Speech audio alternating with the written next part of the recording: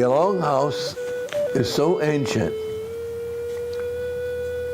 that we have no idea when it was first built, but it was built completely of cedar. The posts are cedar logs. The beams are cedar logs. The rafters are cedar logs. And the walls and the roof are covered with cedar planks. And we didn't have sawmills to cut the planks, so how did we get planks out of the log? The cedar, better than any other tree, just splits so nice and easy. And we would take our stone wedges, we could take our elk horn wedges and so forth. With wedges, we would start and then we just split. And it split even grain, nice big thick planks. And we use those planks for the walls and for the roof. One of the reasons we use cedar is that cedar it lasts longer than any other tree. Others may rot away much faster, and so we stand for many, many, many, many years. And the cedar tree was very, very sacred, and is still very, very sacred to us as Indian people. In the old days, we say that the highest Cowlitz, the great chief of the above, the creator, gave us the cedar tree as a very sacred gift.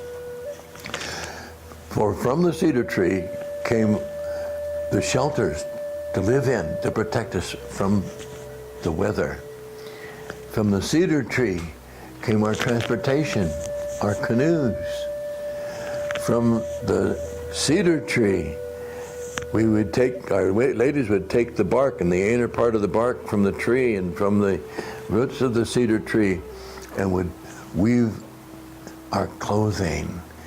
And our clothing from the cedar bark, when they would soften it with the doing on and on, it would be just as soft as the cotton you wear today. But it would be better than that. A lot of people think that we dressed in deer hide clothing. Ah, that's Plains and Plateau Indian stuff. Can you imagine this wet, rainy climate here? We're going around all day long in wet, soggy leather clothing? No, but the cedar clothing would shed the water. And so when we have our cedar hats, that was like an umbrella, only we wore it on our head as a hat. That would shed the water. But then that cedar hat was not only good to shed the water, but in the summertime when you're out on the water fishing all day and that sun is bearing down, that became a protection from the sun for you. Well, from the cedar bark we could make our baskets to gather our food in and to cook our meals in, because we didn't know what metal was.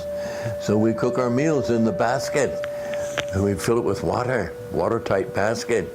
And then with our cooking sticks, we'd take red hot stones from the fire, put them in the basket. The water would boil, we'd put our food in there, and it would cook just as nice and quickly as we do today on the electric range.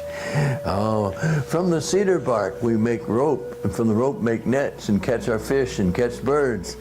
There wasn't a single aspect of our lives, housing, clothing, transportation, food gathering, cooking, wasn't a single aspect of our lives was not affected and impacted by anything but cedar.